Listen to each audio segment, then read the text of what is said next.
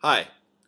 Today I'd like to discuss the National Defense Authorization Act of the 2012 fiscal year, subtitled D, sections 1021 and 1022. Now before I get started, I would like to point out that this, as well as all legal matters, is not intended to be any kind of legal advice. Now, Section 1021 states in its opening that it is affirming previously stated presidential authorization, particularly Public Law 107-40-50 U.S.C. 1541, which basically states that the president should only put us in hostilities after a declaration of war, a specific authorization, or in the case of national emergency, specifically regarding attacks to U.S. soil, territorial possessions, or its armies. Now 1021 says that this covers persons who planned, authorized, committed, or harbored these persons responsible for the 9/11 attacks. Also, persons that were a part of or supported terrorists or associated forces in hostilities against the U.S., or its coalition partners. It goes on to state that we can detain until the end of hostilities. Now I'd like to pick this apart for a minute. How do we define hostilities? Now my dictionary defines it in two differing ways. One, unfriendliness or opposition. So if we define it this way, then we're always in hostilities.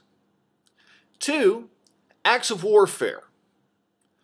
That basically amounts to us using our weapons or our armies pretty much anywhere outside the United States.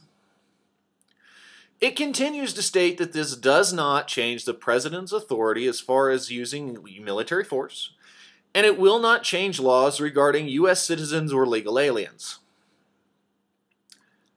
However, in Section 1022, it says this: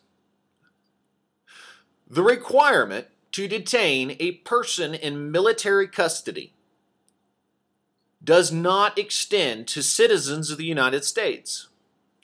Now, as I understand this, it simply says that while as a citizen it is not required to be held by the military, we still can be. It is also not stated that as a citizen we are still allowed our rights to a speedy trial, though it specifically states that it does not change any laws. But yet we can be held indefinitely until the end of conflicts, at bare minimum. So when as citizens would it be considered a violation of our rights? X amount of time after our so-called hostilities? Or during? So we have to in turn make some rules to define what hostilities are. Now, without clearly defined rules to structure what constitutes hostility, we as American citizens could indeed be detained indefinitely. This is a pretty scary thought. But if we were to define this, we run into other loopholes. For example, well, this entity is not doing what we have defined as hostilities, so we can't retaliate. Or our definition becomes so broad that we really have an indefinite amount of time that we're in hostilities.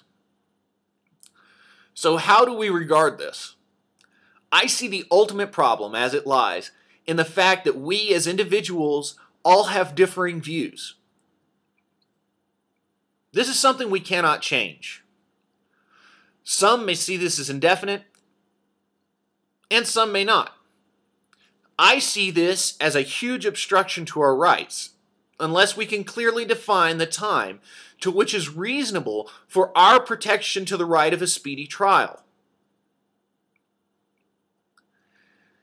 Folks, what do you think? Let me know.